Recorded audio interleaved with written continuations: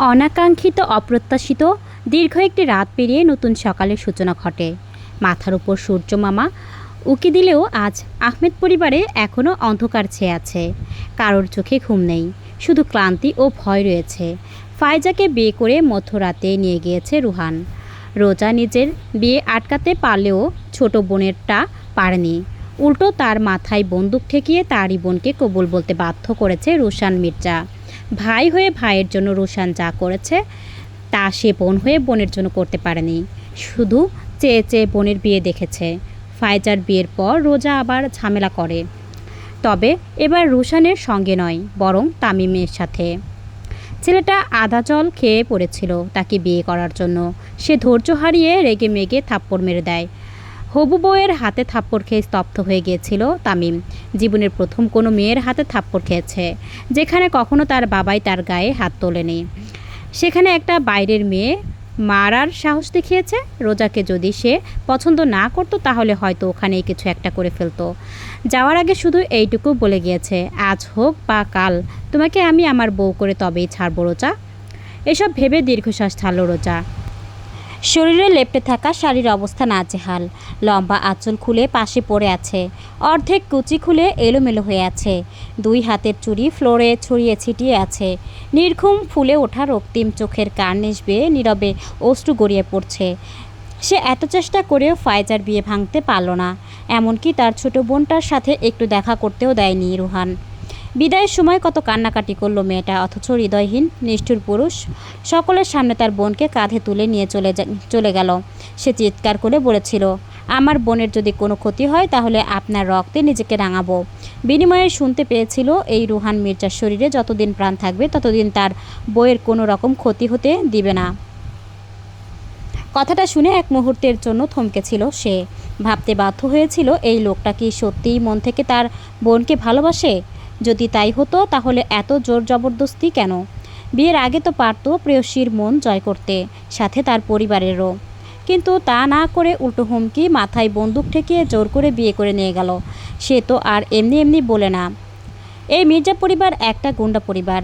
রোজা দুই হাত ফ্লোরে মেলে দিয়ে দীর্ঘশ্বাস ছাড়ল। মনে মনে ওপরওয়ালার কাছে খুব করে চাইল তার বোনটা যেন ভালো থাকে। ফায়জা সুখে থাকলে আর তার চাওয়ার কিছুই নেই।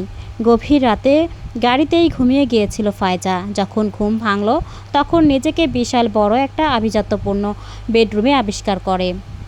ফুলে সজ্জিত বিছানা থেকে উঠে চোখ কষলে বড় বড় চোখে আশেপাশে নজর বুলিয়ে নেয়।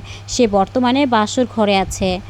সারা ঘর গোলাপের গন্ধে মোমো করছে। ধবধবে সাদা বিছানার চাদর জুড়ে গোলাপের রক্তবর্ণ পাপড়ি বিছানো, আর তার গায়ে শুধু একটা পাতলা ফিনফিনে নাইট ড্রেস। ফায়জা শুকনো ঢোক গিলে কমফোর্টার খামচে ধরল।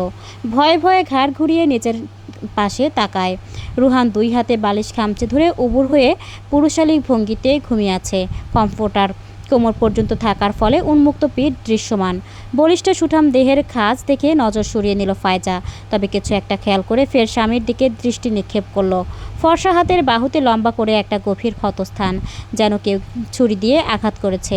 ফায়জা কৌতূহলী হয়ে ডান হাত বাড়িয়ে ছুঁয়ে দিল। দেখে অনেক পুরনো চিহ্ন মনে হচ্ছে, সেলাইয়ের দাগ এখনও রয়ে গেছে। এই দৃশ্য দেখে তার অজান্তেই একটা ঘটনার কথা মনে পড়ল। সে যখন ক্লাস 8-এ ছিল তখন স্কুল থেকে শিক্ষা সফরে গিয়েছিল সবার সাথে। রোজাও ছিল তার সাথে। গ্রুপ আলাদা হলেও সে সবসময় আপুর সাথেই থেকেছে। এই বিষয়ে স্যারদের সাথে কথা বলে রেখেছিল জুবায়ের আহমেদ, তাই তাকে বড় বোনের দলে দেওয়া হয়। সে সময় তারা দুই বোনই খুব অশান্ত ছিল। সাথে তো বান্ধবী নামক শাকচুনিরাও ছিল। সারাদিন টই টই করে ঘোরাফেরা, আকাম কুকাম। স্যার ম্যামদের বিরক্ত করে রাতের দিকে বাসে করে ফিরে আসছিল। রাস্তার মাঝে হঠাৎ করে বাসটা খারাপ হয়। তবে হেল্পারের এসব কাজে অভিজ্ঞতা ছিল, তাই তিনি কাজে নেমে পড়েন। আর সবাই বাসের ভেতর গান বাজনা, নাচ, গল্প, হই হট্টগোল শুরু করে দেয়। তখন তার আচানক প্রকৃতির ডাক এসেছিল। দুই হাত পেট চেপে ধরে কোনো মতে বোনকে নিয়ে লুকিয়ে বাস থেকে নেমেছিল। মাঝ রাস্তায় কোনো বাড়িঘর ছিল না। বাধ্য হয়ে গাছের আড়ালে সিসি করতে হয়েছিল ফায়জার। আর পাশে পানির বোতল হাতে নিয়ে দাঁড়িয়েছিল ফ্রোজা। তারা যখন ফিরে যায় তখন দেখে ডাকাতরা হামলা করেছে তাদের বাসে। ভয়ঙ্কর ভয়ঙ্কর মানুষের হাতে পিস্তল, চাকু দেখে সবার অবস্থা খারাপ। শিক্ষকদের ফোন কেড়ে নেওয়া হয়েছিল, তারা চেয়েও কিছু করতে পারেনি, বাধ্য হয়ে নিজেদের সব কিছু দিতে হয়েছে। তারা দুই বোন বাহির থেকে সব কিছু দেখেছিল তখন। আরেকটা চলন্ত বাস দেখে তারা দুইজন চিৎকার চেঁচামেচি করে সাহায্য চেয়েছিল। ওই বাসেও ছিল ট্যুরিস্টরা, তবে বড় বড় ছেলে মেয়েরা, যুবকরা এসেছিল সাহায্য করার জন্য। একজোট হয়ে ইচ্ছে মতো মেরেছিল সবাইকে। একটা আপু তো শুকনো মরিচের গুঁড়ো ঢেলে দিয়েছিল ডাকাতদের চোখে মুখে। এটা দেখে তারা খিলখিল করে হেসে উঠেছিল। ট্যুরে কে মরিচের গুঁড়ো নিয়ে যায়, তবে নিয়ে গিয়ে ভালোই হয়েছিল। তারা দুইজন যখন মারামারি দেখতে ব্যস্ত ছিল তখনই আচমকা একটা লোক চাকু নিয়ে তেড়ে আসে। দুই বোন ভয় পেয়ে জঙ্গলের ভেতর দৌড় মেরেছিল। পিচ্চি মেয়েরা কি থোড়াই প্রাপ্ত বয়স্ক ব্যক্তিদের সাথে দৌড়ে পেরে উঠবে? মোটেও না। তেমনি তারাও পালাতে পারেনি। তবে তাদের উপর হামলে পড়ার আগেই একটা ছায়া এসে ঢাল হয়ে সামনে দাঁড়ায়। আর ওই লোকটার চাকুর আঘাত আগন্তুকের বাহুতে লাগে। ধারালো অস্ত্রের গভীর আঘাত লাগা মাত্রই কাপড় কেটে মাংস ছিঁড়ে যায়। তারা দুজন ভয়ে কেঁদে দিয়েছিল। আগন্তুক ওই ডাকাতকে মেরে হাত ভেঙে দেয়, তবে তার আগে আবারও ওই ক্ষতস্থানে জোরালো আঘাত পড়েছিল। তারা দুইজন ছুটে যায় সাহায্য করার জন্য। রোজা পানি দিয়ে ওনার অংশ ভিজিয়ে সব রক্ত মুছে দিয়েছিল, আর সে পাতলা জামা ছিঁড়ে বেঁধে দিয়েছিল ওই আগন্তুকের বাহু। এত কিছুর মধ্যে তারা কেউই যুবকের মুখ দেখার সুযোগ পায়নি। হুট করে এসে আবার হুট করে ভূতের মতো গায়েব হয়ে গিয়েছিল। হয়তো ওই বাসেরই কেউ একজন হবে। পুরনো স্মৃতি মনে করে আড়ালে দীর্ঘশ্বাস ছাড়ল ফায়জা। তার আজও ওই কাহিনী মনে আছে। ওই আগন্তুক যদি সঠিক সময়ে তাদের সাহায্য না করতো তাহলে হয়তো তারা দুই বোনই আকাশের বাসিন্দা হয়ে যেত। ওই ঘটনার পর থেকে তারা আর কখনো কোথাও ঘুরতে যায়নি, বিশেষ করে স্কুল কলেজ থেকে।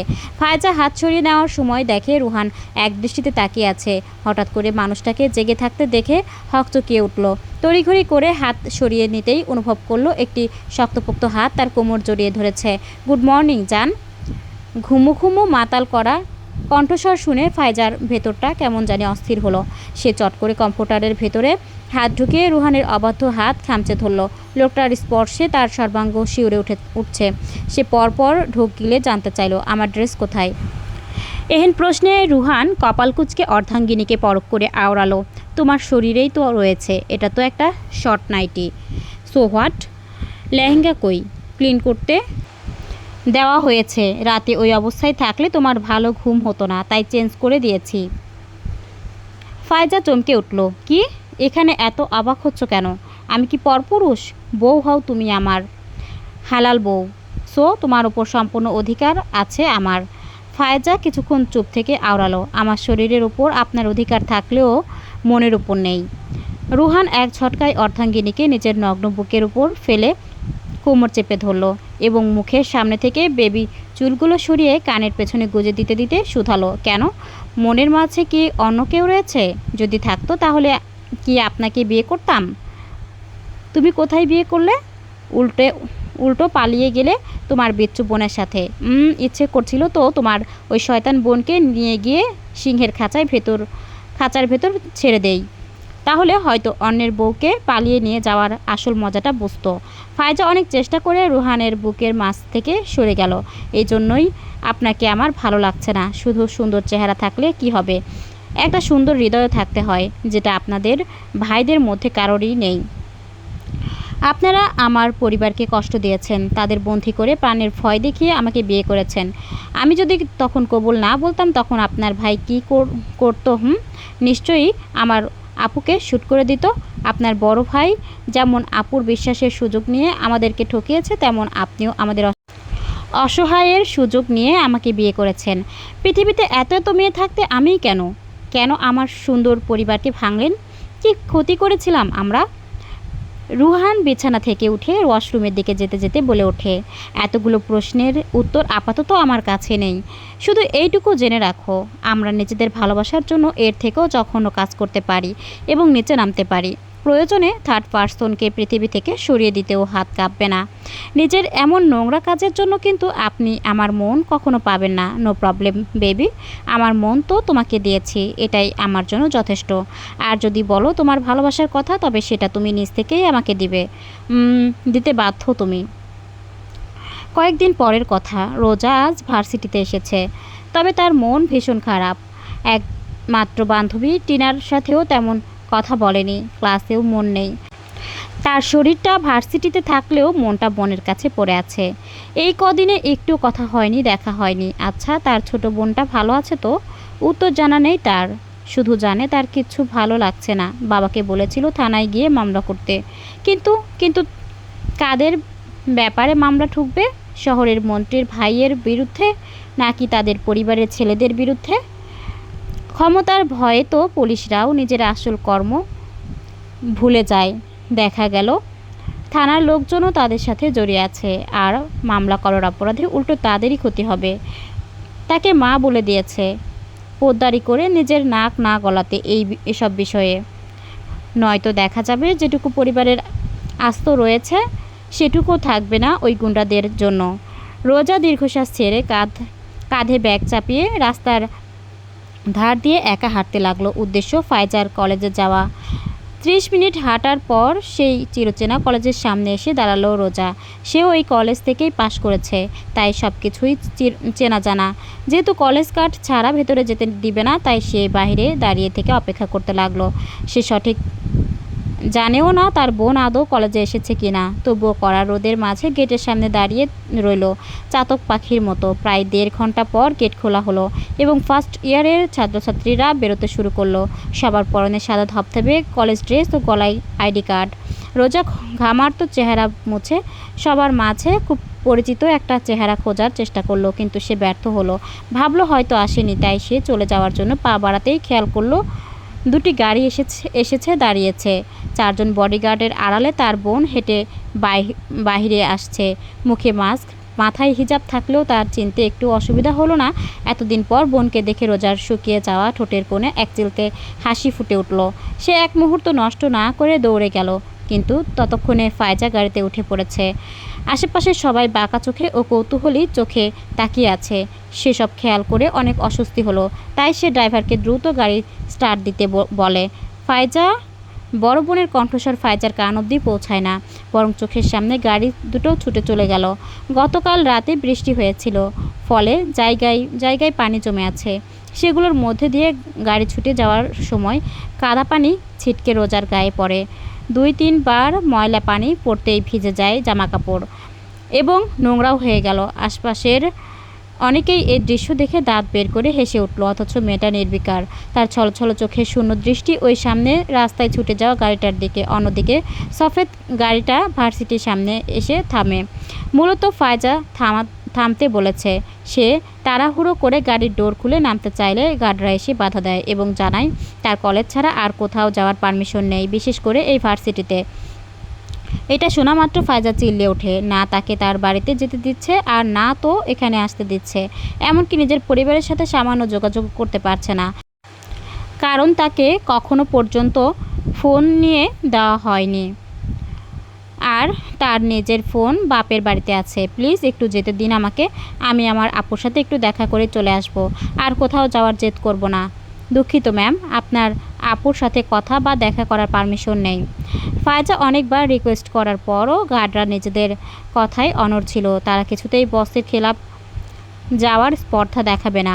ফলস্বরূপ গাড়ির ডোর লক করে ড্রাইভারকে ইশারা করতেই গাড়ি ছুটতে শুরু করলো, আর গার্ডরা পেছনের গাড়িতে উঠে পড়ল এবং সাদা গাড়িকে অনুসরণ করতে লাগলো। ভেতরে ফায়জা 2 হাতে মুখ ঢেকে ফুপিয়ে কেঁদে উঠল। শুরুতে বোনের বলা কথাগুলোকে পাত্তা না দিলেও এখন হাড়ে হাড়ে টের পাচ্ছে বন্দি জীবন আসলেই কেমন। সে না চাইতেও কারাগারে বন্দি হয়ে গেছে। সেখান থেকে চাইলেও আর মুক্ত পাখির মতো উঠতে পারবে না। সে কোথাও না কোথাও নিজের জীবনে এমন ভিলেনকে চেয়েছিল, কিন্তু এখন যখন বাস্তব জীবনে এমন মানুষকে পেয়েছে, তখন মনে হচ্ছে তার সুন্দর জীবনটাই নষ্ট হয়ে গেল। ফায়জা কাঁদতে কাঁদতে অস্ফুট স্বরে নিজের মনকে শোধালো, আমি কি আর কখনো নিজের পরিবারকে দেখতে পাবো না? মন খুলে একটু আপুর সাথে গল্প করতে পারবো না? তবে কি এখানেই আমার সব স্বাধীনতা শেষ? নিরিবিলি রাস্তার ধার দিয়ে মাথা নুয়ে এলোমেলো পায়ে হাঁটছে রোজা। কেন জানি আজ একা রিকশায় উঠতে ইচ্ছে করছে না। তার ওপর তার শরীরের অবস্থা যেই, তাতে মনে হয় না কেউ নিবে। মনমরা হয়ে হাঁটতে হাঁটতে অনুভব করলো কেউ তার পেছনে আসছে। সে হাঁটা থামিয়ে কপাল কুঁচকে পেছনে তাকায়। একজন মাস্ক হুডি পরিহিত যুবককে দেখেও কিছু বলল না, বরং চুপচাপ আগের মতো সামনে হাঁটতে শুরু করলো। কোথাও কি চুরি করতে গিয়ে ধরা পড়েছিলে নাকি যে নিজের এমন অবস্থা বানিয়েছ? রোজা প্রত্যুত্তরে কোনো জবাব দেয় না। যুবক পায়ের সাথে তাল মিলিয়ে চলতে চলতে ফের আওড়ালো, ছোট বোনকে মিস করছো? আপনার বোনকে যদি কেউ জোর করে তুলে নিয়ে গিয়ে বন্দি করে রাখতো তখন আপনার কেমন লাগতো? খারাপ লাগতো। তবে তোমার কাছে চয়েস ছিল নিজের বোনের সাথে থাকার। আমি আপনাদের কারাগারে বন্দি হতে চাই না। তামিম কিছু বলল না, চুপচাপ রোজার সঙ্গ দিল। একসময় নীরবতা ভেঙে রোজাই বলে ওঠে, আমার বোনটা ভালো আছে তো? ভাইয়া তোমার বোনকে খারাপ রাখার জন্য বিয়ে করে নিয়ে যায়নি। পরিবারের সবার সাথে মিশে গিয়েছে ভাবি, আর আমার জানা মতে ভালোই আছে। শুধু তোমাদের সাথে যোগাযোগ করতে না পেরে আপসেট থাকে এই। ফায়জা ভালো আছে জেনে স্বস্তির নিঃশ্বাস ছাড়ল রোজা। তখন শুনতে পেল দেখা করবে বোনের সাথে। তার বিনিময়ে কি চাই আপনার? তামিম মাস্কের আড়ালে নিঃশব্দে হাসল। তোমাকে যতটা বোকা ভেবেছিলাম তুমি আসলে অতটাও বোকা নও। একটু থেমে পুনরায় আওড়ালো, বেশি কিছু না, শুধু তোমার সাথে বন্ধুত্ব করতে চাই। এখন আমার সাথে ভালো ব্যবহার করে পাশে থেকে বন্ধু হয়ে বিয়ে করে তারপর ওই দিনের থাপ্পড়ের প্রতিশোধ নিতে চান। I am right? তুমি একটু বেশি ভাবছো রোজা। প্রতিশোধ নেওয়ার হলে ওই দিন বা আজই নিতে পারতাম। একটু চেয়ে দেখো, এখানে আমি আর তুমি ছাড়া কেউ নেই। এখন তোমাকে কিডন্যাপ করলে সামান্য কাকপক্ষীও টের পাবে না। রোজা তড়িঘড়ি করে ব্যাগের ভেতর থেকে কলম বের করতে তামিম হেসে বলে ওঠে, আরে রিল্যাক্স, আমি কিচ্ছু করব না, ভয় পেও না, আমার কোনো খারাপ মোটিভেট নেই। তবুও রোজা দুইটা কলম বের করে হাতে রাখলো, তারপর হিসিয়ে আওড়ালো, বিশ্বাস করি না মির্জা বংশের রক্তদের, বলেই হনহনিয়ে চলে গেল। আর তামিম মাস্কের আড়ালে ঠোঁট কামড়ে বিড়বিড় করলো, ফিউচারে এই মির্জা বংশের রক্তই তোমার গর্ভে থাকবে পাখি। ভিডিওটি কেমন লাগলো অবশ্যই কমেন্ট করে জানাবেন। ভালো লাগলে লাইক, কমেন্ট, শেয়ার এবং সাবস্ক্রাইব করে পাশে থাকবেন। ধন্যবাদ।